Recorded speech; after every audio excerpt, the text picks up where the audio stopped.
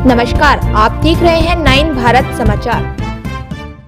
नमस्कार, आप देख रहे हैं 9 भारत समाचार। मैं हूं नेहा राठी। आइए देखते हैं आज की बड़ी खबर। जहां प्रदेश की 25 वर्ष पूर्ण होने पर प्रदेश सरकार द्वारा रजत जयंती कार्यक्रम की तैयारियां चल रही, तो वहीं इन 25 वर्षों में प्रदेश में कितना विकास हुआ और आज पहाड़ों पर स्वास्थ्य सेवाएं किस तरह से चरमराई हुई हैं, इसका जीता जागता उदाहरण अल्मोड़ा जनपद के चौखुटिया ब्लॉक से मालूम पड़ता है।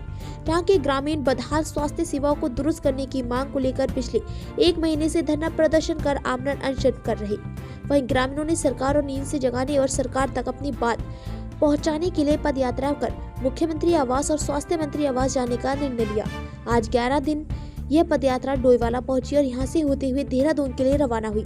पद यात्रा में शामिल लोगों द्वारा आज परेड ग्राउंड में रात्रि विश्राम किया जाएगा। उसके बाद कल सुबह मुख्यमंत्री आवास व स्वास्थ्य मंत्री आवास पहुंचकर अपनी मांगों को लेकर ज्ञापन सौंपा जाएगा। कहना चाहता हूं कि जो अभी की वर्तमान सरकार है, हम केवल इसको दोष नहीं दे रहे हैं। जो 25 साल से इस सत्ता का सुख भोग रहे हैं वो सभी इसके दोषी हैं। ये हमें समझना पड़ेगा। हम कई समय से नारे लगा रहे हैं, मैं बता भी रहे हैं कि धन सिंह रावत आंखें खोल आंखें खोल, उसका धामी आंखें खोल, ये नारा मैं समझ रहा हूं कि ये नारा गलत है।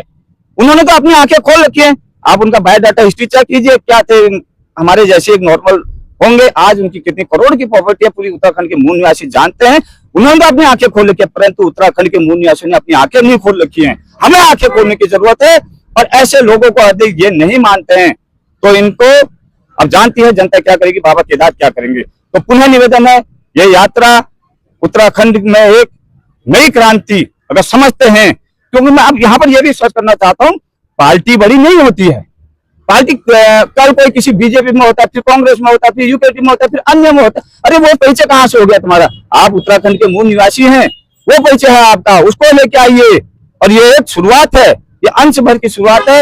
ये गेवार घाटी चौखुटिया से उत्पन्न जरूर हुई थी, परंतु समस्त उत्तराखंड के मूल निवासियों का इसको पहचाने समय बार बार नहीं आया। बाबा केदार ने आज आपको जो है समय दिया है, आपको जो है ये आंदोलन या अपने को अपने प्रदेश को बचाने का एक समय दिया है। अगर इस समय को आज आप नहीं गुना पाए, की मांगे हैं वो सिर्फ और सिर्फ हॉस्पिटल में डॉक्टर और जो हमारे मानक है चौखुटिया हॉस्पिटल के तो है ही मानक, वो हमें पूरा कर दीजिए। और अब हमने जब 2 अक्टूबर को गेवार घाटी चौखुटिया में आमरण अनशन की शुरुआत करी थी, हमारे बड़े भाई भुवन कठैया जी ने इस आंदोलन को जन्म दिया है। उनके नेतृत्व में आज 1 माह 2 दिन हमारे इस आमरण अनशन को हो गए हैं और 11वां दिन हमारा आज ये पद पैदल यात्रा हमारी चौखुटिया से निकलकर देहरादून सीएम आवास और धन सिंह रावत स्वास्थ्य मंत्री जी के आवास पर हमने ये गूंज उठाई है।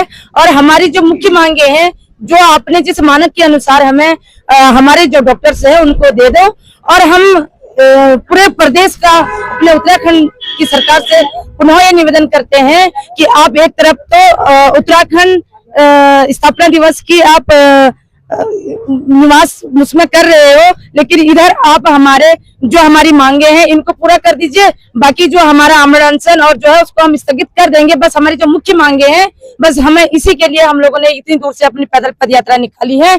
इसी के साथ साथ में हम सभी लोग इसके साथ आए हुए हैं।